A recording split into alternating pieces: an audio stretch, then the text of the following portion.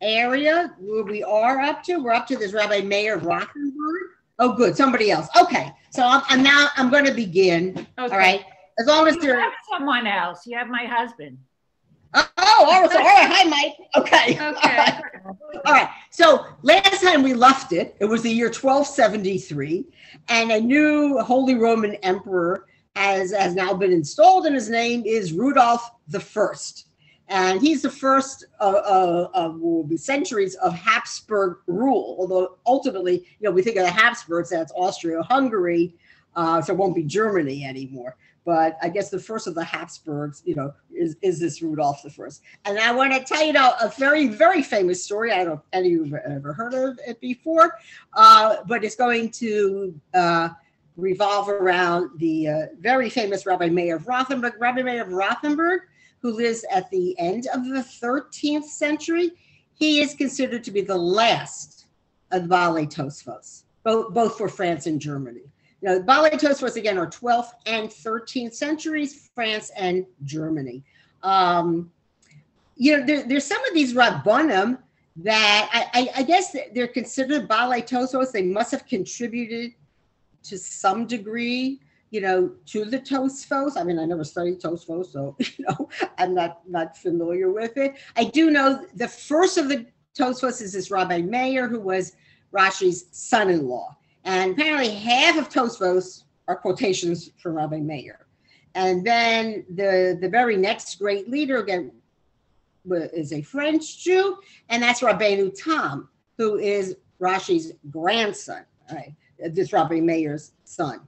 And then it will include other French Jews, but then also, we started learning about the Jews of Germany, and it will include German Jews. But what we see, I'm going to backtrack then to do 13th century France. There won't be as many prominent Rabbonim. So the major figures are going to be the German Tosfos. Okay, that's where we are. And now doing the very last of the Tosfos, this Rabbi Meir of Rothenburg. Now, I asked my son Yechiel, okay, he's my go-to person. So he's also called the Maram. So I said, well, what does that stand for? So it stands for Morenu Harav Reb Moshe. Okay, I was trying to figure out how does Meir and Rothenburg fit in, but that's what it stands for, Morenu Harav Reb Moshe, and he's called the Ma'aram. He was considered the greatest authority of German Jewry. He was born in the city of Worms, and Worms is, again, that's that area to northwestern Germany, along the Rhine River. Now, for his education, though, because, at this point is going to be transitioned of some of the greats of French Tosfos and German Tosfos. So he traveled to the French Tosfos academies to receive his education. Upon returning, his decisions and decrees were considered to be binding throughout Germany. So I guess, obviously demonstrated great brilliance and erudition. And so whatever writings he might have done, obviously there were responsa, Shelot and Teshuvot. And those that's how his renown would have became spread throughout certainly the Jews of Ashkenaz. He served as a Rav both in the communities of Worms and later in Rothenburg. And Rothenburg, I have a map here, but I don't think it's very to scale, but it's certainly like southeast of Worms, right? I don't know how far it actually is. I need to take out a normal atlas and look it up in there. And it's sometimes pronounced Rothenburg, whatever. And there he established a Talmudical academy, which attracted numerous disciples. So that's why he's known as a Rabbi Meir of Rothenburg. And it's from there that he sent out most of his responsa. Now, here's a very famous story, which happens really in his last years of his life. This is what happened to him. Since the condition of the Jews in Germany was deteriorating from day to day with new taxes, harsh decrees, and massacres, Maram decided to leave the country. Decided that's it. He's had enough of being in Germany. And his ultimate goal was to settle in the land of Israel. So just picture him. He's picked his family, gathered maybe some followers. I don't know. It's sort of he's leaving clandestinely. So I don't know how many people actually are with him. When he arrived in Lombardy, that's northwestern Italy, all right, in the year 1286, he was recognized by an apostate who was a convert to Christianity. This man, in turn, revealed his identity to the local authorities. I mean, some of the worst things against us have been done by former Jews, right, who have left the fold. Now, this man, right, so he reports it to the authorities, and now he's going to reveal his identity, to the greater authorities. Rabbi Meir was arrested. As a Jew, he was a serf of the emperor's treasury. We already talked about this. Everybody had to, so to speak, belong to somebody. So a normal serf would belong to his local nobleman, but the Jews were considered the property of the king or the emperor. All right. By leaving the emperor's domains, he was depriving the treasury of a source of income. How terrible. I don't know how wealthy he was in any case, but okay, this was like anathema to them that any Jew should dare to leave without the explicit permission of the emperor. After being turned over to Rudolph I, Rabbi Meir was subsequently imprisoned. The emperor now demanded a huge sum from the Jews as ransom for the respected leader. He was a very beloved figure. I don't know how they felt about him even leaving to try to go to Israel, but whatever, but they greatly respected him. Although the exorbitant sum of 30,000 marks, I don't know what that would be equal to in today's times, was raised, the Maram, following, apparently there's a Mishnaic ruling in the Gemara of Gittin, I haven't gotten that far yet in Daf Yomi, so I'm not sure, would not permit the sum to be paid. He absolutely refused. Just, it makes me think, when sometimes those Israeli soldiers have been kidnapped, the IDF, and then obviously Hamas, Hezbollah, whoever might have them, they demand, the release of, hundreds and hundreds of terrorists. And Israel doesn't want to give in, because the problem is once you give in, then they're always going to try that method. So it's very problematic, puts you in a very, difficult situation. In any case, the Maram said, that's it. I don't want you to pay this, because if now the emperor sees, oh, this is a new great way to raise money, from those Jews, they're going to do it all the time. So he absolutely refuses. I don't care if you have the money and you raise the money, you're not going to pay this ransom on my behalf. He feared paying the ransom would encourage the government to imprison other community leaders, and for sure it would have. Every time the emperor or other leader wanted to squeeze money out of the Jewish community, as if they didn't have enough other ways to do it, he would arrest a key leader and demand payment in order to free him. Now, just listen to this about the Maram. This is actually why the Maram is so famous. I mean, as I say, I'm sure he was this brilliant Rav, and apparently he wrote and contributed to the Tosfos that we have down to this day, but he's most famous for what he's about to do. Okay, so he's in prison now, and he won't accept the fact that the Jewish community should pay this huge ransom on his behalf. This is what's going to happen the rest of his life. During his 7 years in prison, the Maram learned, taught, and continued to reply in writing to all questions of Jewish law. I mean, this is amazing. One of his disciples, who had permission to visit him frequently, recorded his regulations and customs in a work that was published after his death. So obviously went in there with quill, whatever they were using, and some sort of paper or parchment, and when he would pose questions, issues that arose in the Jewish community, and then he would write down the Maram's answer. And the Maram also maintained a voluminous correspondence with the rest of his disciples who were not granted permission to see him. So I guess this other man would have, I always had this image that he's in a prison, but there is a window, and some people are coming to the window that's high up in the wall and, discussing points of Jewish law with him. Even after Rabbi Meir died in prison, you're not going to believe this, the government, rebuffed in its attempt to extort the ransom, would not free his body for burial. Really just disgraceful. There is, in other words, it's one thing while he was alive and demanding this ransom and the Jews refusing to pay. All right, now he's dead, okay. But you know what? You're not going to get his body because you still owe me that ransom. So there his body remained for the next 14 years. I don't know what they did with the body during this time period. Finally, in the year 1307, all right, we're into the next century, a wealthy Jew from Frankfurt, right, paid the money to the emperor on one condition. This man's name, by the way, is Alexander Susskind Wimpfen. I used to know somebody, Wimpfenheimer. So I guess that's comes from that. Is Wimpton a town? I don't know. But uh, so what was the condition? Now the condition is actually something that he arranged actually with the Jews of Germany. I don't think the emperor could have cared less. He just wanted the money, just wants the ransom. So this is what, again, the Jews of Germany acceded to this, that upon his own death, right, he would be buried by Rabbi Meir's side, all right, so that, the plot had to be set up, and that there should be room there to that whenever he should die, he should be buried next to this very saintly Rabbi Meir of Rottenburg.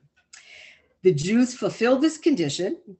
I don't know how many years after he actually passed away. And in the cemetery of Worms, so I don't know if it's still there, we can go see it, there was a double grave which had one tombstone over it, marking the resting place of both men. So he did a great mitzvah, but he obviously had this Tanai, I'm more than willing to pay this ransom, but I want to be buried there next, to this holy rough. The Maram left a great legacy of writings, I guess, while he was still a free man, and then obviously the thing that his disciple, had written down, when he was with him, in the prison. He composed commentaries to the Sidorim of Zerayim and Taros. Okay, these are two of the divisions of the Mishnah. And he also contributed to Tosfot and various tractates, including that of Yoma. All right, and remember I told you, Tosfos are on the outer margins of the text is in the middle, the Mishnah Gemara, and Tosfos are on the outside. Rashis are in the inside, near the fold when you open up a book of Gemara. Various parts of his extensive responsa have been published, as well as his works on halacha. 20 of his liturgical poems are known, the most famous being, and I think you would say this if you go to Shul Yom on Tisha B'Av in the morning, and that's Sha'ali Srufa Ba'esh. All right, and I'll mention this at a later time. This particular, it's very, very beautiful. It's very, very moving. Just read them in English. To read the keynotes into Hebrew is like you could break your teeth. But if you read it in English, you'll understand it. And he actually wrote it on those Jews from the region of the Rhine River. Remember during that first crusade, who were massacred so horribly. So that would have been Worms, Spider, Mayence, Mines, and Cologne. Rudolph's son, and I'm going to just give you a little general German history. Rudolph's son, whose name was Albert, it's called Albrecht the First, had a more difficult time maintaining the power and lands which his father had gathered. So a civil war followed, and his rival was Adolf of Nassau. It's interesting. I'm not sure where Nassau is in Germany. And there was again confusion in Germany, taking advantage of the anarchy caused by this civil war, which went from 1298 to 1299 to the very, very end of the 13th century. A petty nobleman by the name of Rindfleisch gathered a band of cutthroats and went from city to city, killing and pillaging Jews in the name of God, well, his God, and for the sake of their pockets. Rindfleisch annihilated the Jewish communities in Bavaria's southeastern Germany. Only the towns of Ratisbon, which is also Regensburg, and Augsburg were protected by their magistrates and saved. The Jews of Nuremberg and its saintly rabbi, Rabbi Mordechai ben Hillel, were martyred. More than 100 communities were ultimately destroyed. I mean, just, yes. So, what do you think? Hitler came out of some vacuum? This is all a buildup over centuries, and so many of the accusations, against the Jews. I mean, he's just going to take those. So it's already in the mindset of the German people, of these Jews being these horrible, terrible people, and it's okay to do away with them. The hysteria also spread to neighboring Austria, where it is estimated that more than 100,000 Jews perished, and 100 Jewish communities there were also destroyed. I guess a lot of them were smaller towns. The fateful 13th century was closed to the Jews of Germany on the cry of Shema Yisrael. So a very, very sad chapter of Jewish life. All right. I am now going to turn. So what's happening in the 13th century in France? So we want to finish off with what's going on there. So life for the Jews of France during the 13th century gradually worsened as the decades wore on. The motives behind a harsh treatment of the Jews in France were no different from the motives in Germany. Get as much money out of them as you can, then banish them, all right? But the results were often different. The reason was that the French monarchy had consolidated its rule by this time, and as a result was stronger and could direct its policy to suit its own interests. So we already mentioned him, but now we're going to talk about what happened under the reign of Louis the Ninth. He's called Saint Louis or Louis the Pious. He was, in fact, a very pious Christian. Part of a Christian's piety in those days included a stern opposition to Judaism, as we have already covered. We are the only people living in Europe at that time who refused to accept Christianity as our religion, as the religion of the state.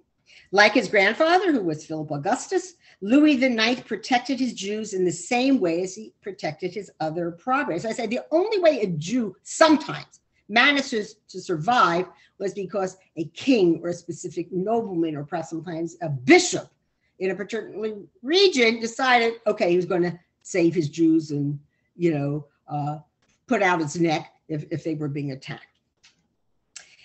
So he comes up with this idea.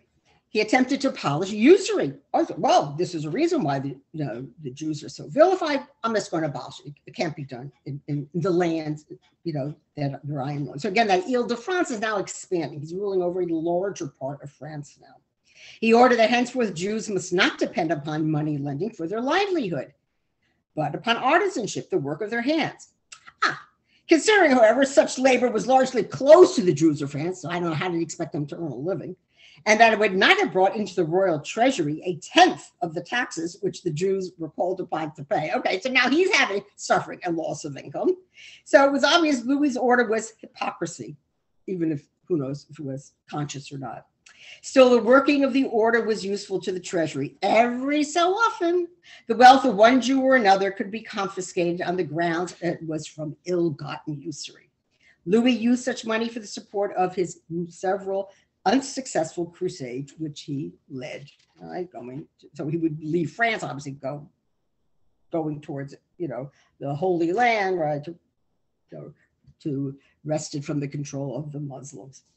While the majority of Jews held steadfast to their faith, there were instances of apostasy where Jews did convert to Christianity. I'm going to tell you a very unfortunate, famous apostate of that era. Now, we already learned, right, how it affected Rabbi Meir Rothenberg, because he was the one who was recognized, right, while he was in Lombardy, and then, decried to, given over to the authorities, here's this man, and he had left Germany, and whatever, he was returned.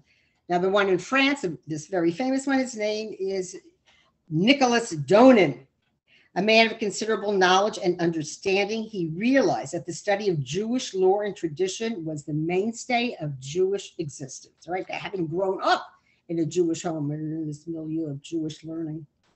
He made the long journey from France to Rome, where he explained to the Pope the importance of the Talmud and its Rashi commentary for the Jewish religion. So in the year 1239, Pope Gregory IX issued an order to all the kings and archbishops of Europe to confiscate all copies of the Talmud. They were then to investigate the work, and if they found that it contained anything considered to be insulting to Christianity, to condemn the book and all its commentaries. Now we're going to go to a very horrible time period, in France, and the Talmud is now going to be put on trial. On a summer Shabbos in Paris in the year 1240, while the Jews were in the synagogue, police surrounded their homes and carried off what books they could find. Then a trial was arranged where the condemned prisoner was the Talmud itself. The prosecution was led by Nicholas Donin, and the defense was led by a group of rabbis with Rabbi Yechiel of Paris, who lived from 1190 to 1268, and was a leading Tosfos, who was their chief spokesperson. Now, I'm going to mention a few other names, and then later I'm going to backtrack and just tell you a little bit more about some of them.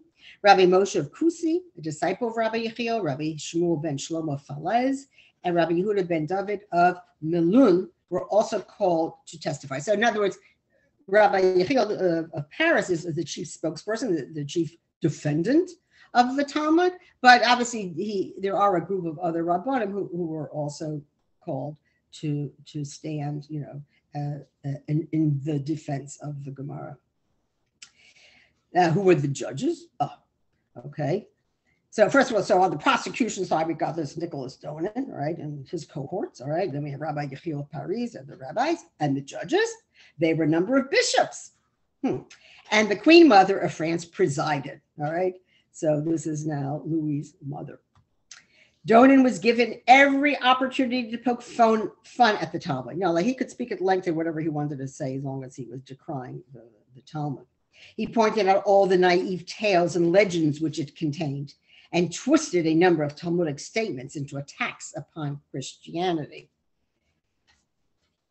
I haven't come across that yet in my study of Daf Yomi, but there obviously are some passages there, so you could interpret them, in such a way that they could be anti-Christian.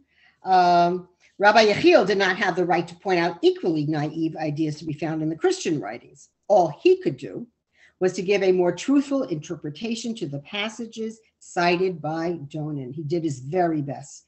But even if Rabbi Yechiel's arguments had been ever so strong and persuasive, he could not have won the trial. I mean, everything was stacked against him and, the Jews' arguments. The judges were prejudiced from the beginning, and the cause was lost from the start. The Talmud was condemned as a book dangerous to Christianity, and a few years later, in the year 1242, 24 cartloads of the Talmud were burned in the public square in Paris. I mean, again, just going back to time period of the Holocaust, that's how it began. They used to have these huge bonfires and collecting works, but they considered, works that were so detrimental to the German character. And, many of them were works by Jews, and then they just burned them all. And of course, it's a famous thing, if you start by burning books, you'll ultimately come to burn people. And I can imagine, these are all handwritten scrolls. I mean, they're not published, these could not be easily duplicated. 24 cartloads, can you imagine? I mean, and these were all those things that they'd gone into people's homes and stole them, while they were in the synagogue davening. All right, the destruction of such an immense store of laboriously handwritten manuscripts was a tragedy of major proportions. From that time on, this new kind of attack, oh great, now we have another reason to go after the Jews, another way to torture them. And it became fairly frequent. It was directed not only against Jews and Judaism, but also against Jewish literature, and especially the Talmud. Now, just to go back, remember I told you Rabbi Meir wrote this very beautiful kinos, right? Which is an kinos that we say every in the daytime of Tisha B'Av. Oh, I'm sorry. I thought he was writing about what had happened earlier. First was that he wrote that in lamentation, right?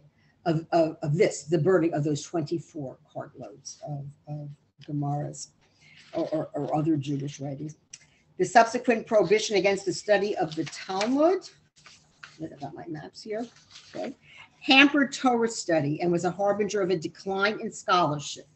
So they were going to go into a lesser productive period for French Jews at this point, these French Tosfos.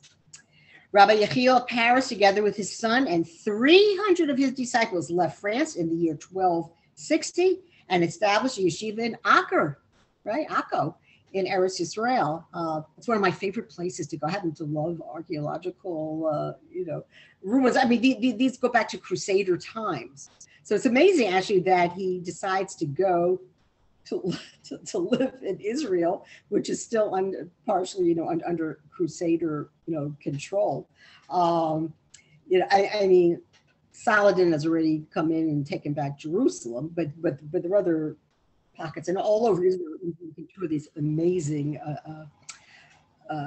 Crusader ruins that are all, numerous of them are in the Galil area, and they're amazing. So you go to Caesarea, they have them. They're built on top of the Roman ruins. So those are their layers and layers of excavations there. What did he call his yeshiva? I thought this was nice. He called it Medrash HaGadol of Paris.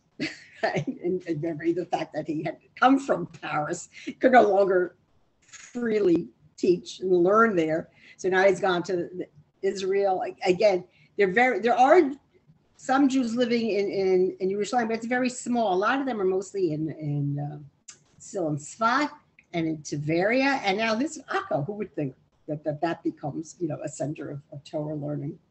By the end of the 13th century, a new form of persecution was inflicted upon the Jews of Ashkenaz. I have enough problems, now this one. The Jews were now commanded to listen to Christian sermons in their own synagogues on the Sabbath. Yeah, you had to appear there, you had to sit there, and some Christian priest would get up there and start spewing all this anti-Jewish rhetoric and, in praise of Christianity. The Jews were given no opportunity whatsoever to reply. What made matters worse was that very often the Christian preachers were themselves converted Jews, like Nebuch. This is what happened. And they took delight in turning biblical and rabbinic statements against Judaism itself. So this now became a new form of mental torture. It's not enough, what they try to do to us physically, but they were trying to just break our spirit. Now I'm just going to tell you in general a few other Tosfos from this time period, from 13th century France. Here's another man. His name is Rabbi Shimshon of Sens. So that's actually a town in France. And according to this, so it is south of, well, certainly south of Paris, but south of Troyes and Ramaruk. That's where some of the great Tosfos of the earlier generation lived. And he's further south. He's in the city of Sens. And he's known as the Rush. And he lived from 1150 to 1230. He was a brother to the Ritzbah. This is one of the people who came after Rabbeinu Tam. And he had also, in his youth, he had studied under Rabbeinu Tam. His principal teacher, though, was the Rabbi Yitzchak Dampierre, who one of the very, very great disciples of Rabbeinu Tam. Rabbi Shimshon established his own yeshiva in the city of Sens, which apparently was already an established Torah center. I have no idea how many Jews were actually living in these various towns, so I can't quite picture what it was like. But obviously, it's come down to us. They did exist. They were organized Jewish communities, and they did have their own yeshivot. He disseminated the teaching of his master, the Ri, again, Rabbi Yitzchak Dampierre, making extensive use of the Talmud Yerushalmi. Interesting. So a lot of it, of course, Tosfos is based, commentary on the Talmud Bavli. But he's also now going to study the Yerushalmi for further insights. His lectures were later collated and came to be known as Tosfos Shans. And they have come down to us in numerous Talmudic tractates. So I guess it does become incorporated actually even in the, in the Tosfos that appear in the Babylonian Talmud. Rabbi Shimshon was the most important figure in the development of Tosfos after Rabbeinu Tam and the Ri. Our current editions of Tosfos are those of Rabbi Shimshon, edited and shortened by later Tosfos, Baalei Tosfos, with additional comments from Baalei Tosfos from later generations. All Talmudic editions of the orders of Zeraim and Taharos, upon which no Babylonian Talmud exists. In other words, nobody else has not come down to us. Any Tosfos, right, commenting on Zeraim and Taharos, except, right, with this Rabbi Shimshon's comprehensive Mishnah commentary. And again, he's referred to as the Rush.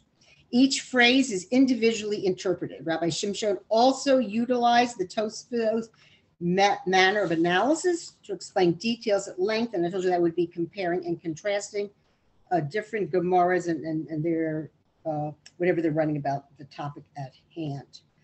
Actually, I'm finding it for myself personally, so I'm doing, I told you, Daf Yomi. They start talking about one subject. Now, I'm in the Gemara now talking about Pesach. And all of a sudden they're talking about Tara and Tuma, and then they're talking about whatever.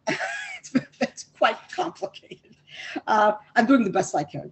And whatever I glean from it, at least I'll come away with a little better knowledge. He also made extensive use, as I mentioned, of the Jerusalem Talmud, that's Talmud Yerushalmi, and of the Tosefta. What's Tosefta? It took me a while till I understood all this. Tosefta is that part of the Gemara. It's actually printed at the back of each Gemara. These are additional writings. They didn't find their way into the Mishnah and the Gemara, but they were somehow saved and collated, but they're put in the back. But very often, as you're studying the Gemara, they'll talk about the Brisa, which were also additional writings, but they are literally incorporated into the actual Talmudic text. Okay. He was frequently consulted on questions of Jewish law, and some of these responses were preserved in the works of codifiers. And later on, we'll learn about this, that this is already the time period of the great Rambam. We haven't gone back to Spain yet. And apparently he often disagreed with the views of the Rambam. The Rambam became a very controversial figure.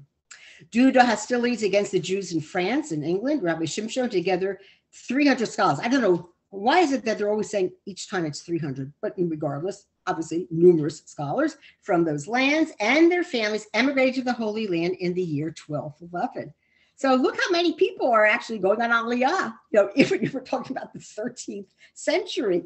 But, times are so horrible in living in Europe. I mean, conditions, believe me, in Israel must have been very, very difficult and primitive, but they have this call at least to be in the Holy Land of Eretz Yisrael. The pilgrimage gained Rabbi Shimshon the title Ish Yerushalayim, but it's called Ish Yerushalayim, but it says he's buried in Akko at the foot of Mount Carmel. So I don't know, I never went, there's some people go to Israel, that's all they do, they go around touring all kvaros, all the people. And so I don't know, I never went to the Jewish cemetery of Akko, so I have no idea. Okay, here's another person, I mentioned his name before. He was one of those people who, together with Rabbi Yechiel de Paris, was at that, when the Talmud was on trial. Rabbi Moshe of Kusi was a gifted orator and traveled throughout Provence and Spain in 1236. Let me just see, do I have here where, Kusi is actually to the north. It's north of Paris and those other towns, okay? And there he used to rebuke the masses for the neglect and the fulfillment of the mitzvos, especially that of tefillin. Guess it was a problem in those days. In Spain, he also preached against the sin of intermarriage, as many Jews in that land were intermarrying with both Christians and Muslims, I guess, depending on which region of France they were in. His sermons were successful. Many divorces and many men divorced their non-Jewish wives. So that reminds me of when you learned about Ezra, when Ezra came from Babylonia to the land of Israel. That was one of the key things that he was working on, to convince the men, specifically the men, when married, non-Jewish wives, are to divorce them and go back to their Jewish ways of life.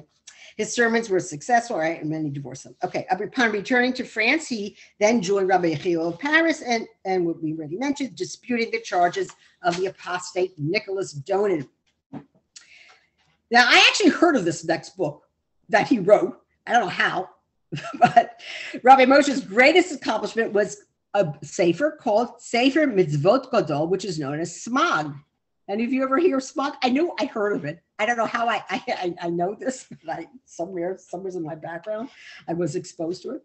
And what was it? It was a work of halacha. It carefully defined the 613 commandments and explained their halachic implications. So I just want to, this is all sort of leading up to the monumental work of the Rambam, the Mishnah Torah.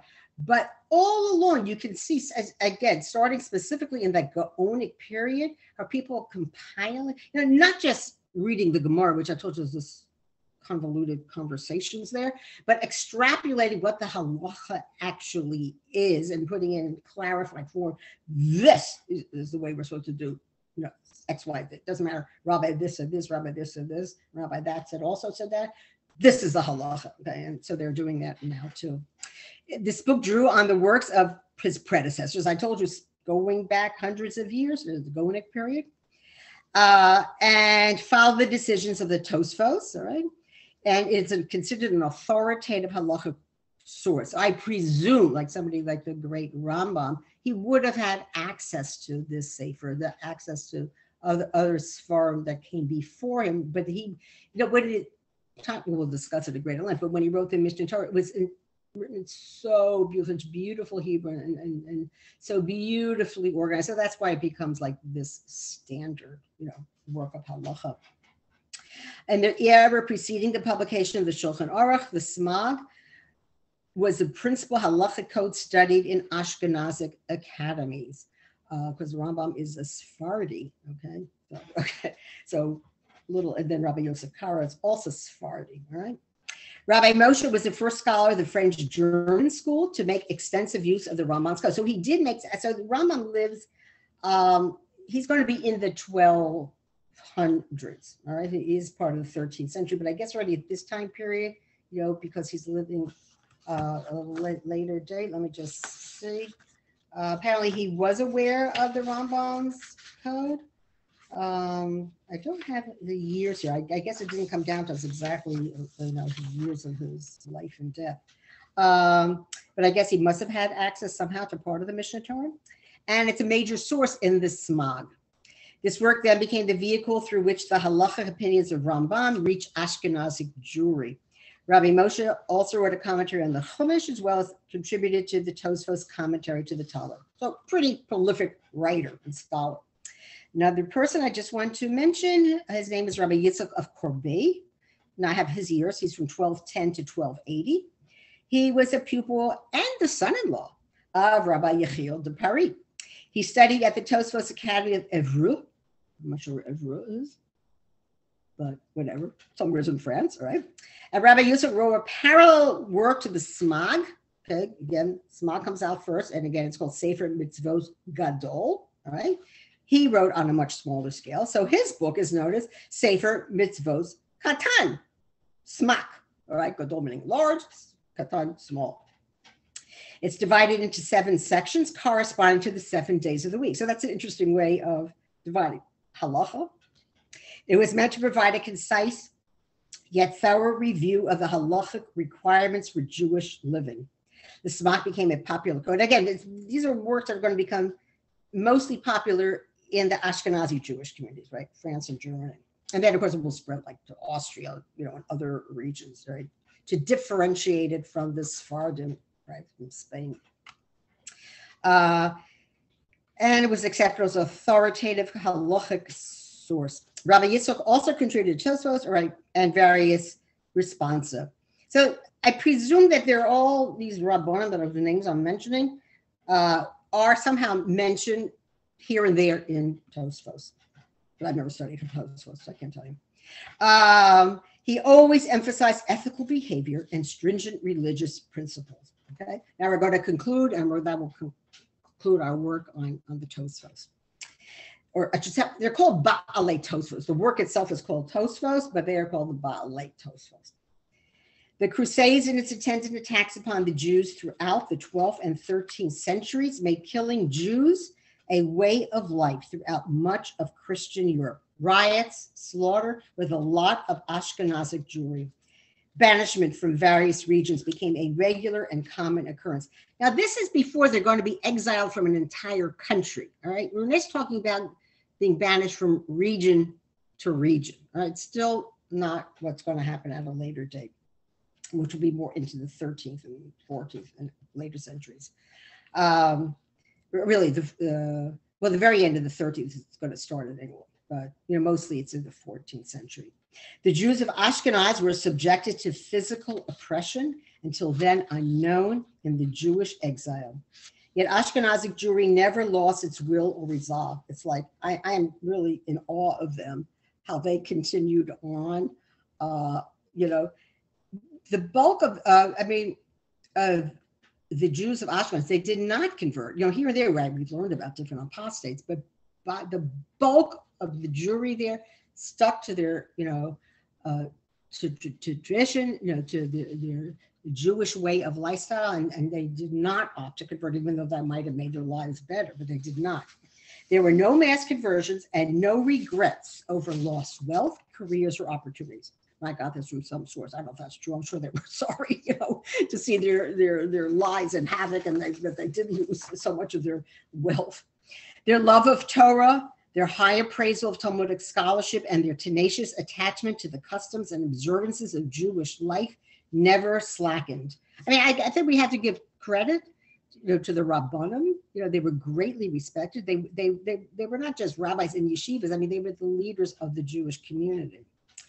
And none of these things, you know, they kept to it, you know, great adherence to the Jewish way of life. Though they were unable to protect themselves physically, they created a language, culture, and lifestyle that preserved their morality, their purity, and their spirituality.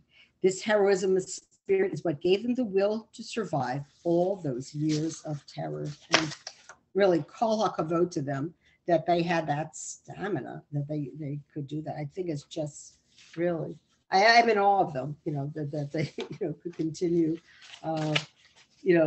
going on and existing and looking to the future, even though times were so very terrible. But I'm just going to begin a little bit now. We're going to turn to Spain, all right? Because we now concluded, basically. We'll come back eventually, when I do the 14th century. But for now, what's going on in Spain in that same time period? All right, and we're going to see how Sephardic Jewry was able to flourish or not flourish, depending on the circumstances. Now, remember, you talk about the golden age of Spain. That goes from about the years 900, right? So remember, Spain is conquered by the Arabs, and the Berbers. It's a year up to the year 711, if I remember correctly. Okay, but then it took a while for the Jews to settle there and establish themselves. But so, some of them were rising to prominence in government spheres, and in some learning. But when you talk about the golden age of Spain, that's from the year 900 to 1200, and after that, it's going to start going downhill. And that's even before the Christians, are ruling over them. It was at this time Spanish Jewry began to produce remarkable and outstanding poets, philosophers, halachists, historians, grammarians, and moralists. Muslim scholars versed in poetry and grammar exerted great influence on Arabic-speaking Jews, greatly influencing their literary output. So additionally, they're not speaking Spanish. They're speaking Arabic because the country is ruled over by Muslims who came, right, initially from Arabia, North Africa, right, and then crossed over the Mediterranean. They also talk about how the Muslims, how the influence they had. They also provided Jewish scholars with a great deal of important philosophic source material, besides which knowledge of science and mathematics. The 10th to the 11th centuries produced such scholars, poets, and leaders as Shmuel HaNagid, Shlomo ibn Gabirol, and Rabbi Yitzchak Alfasi, who's known as the Rif. The Rif is Rabbi Yitzchak Alfasi, who came originally because he came from Fez, Morocco, but then he crossed over in the latter part of his life to Spain. Okay, so, he's considered, I guess Moroccan Jews might be very proud of it, but he's always considered to be one of the Jews of Spain then.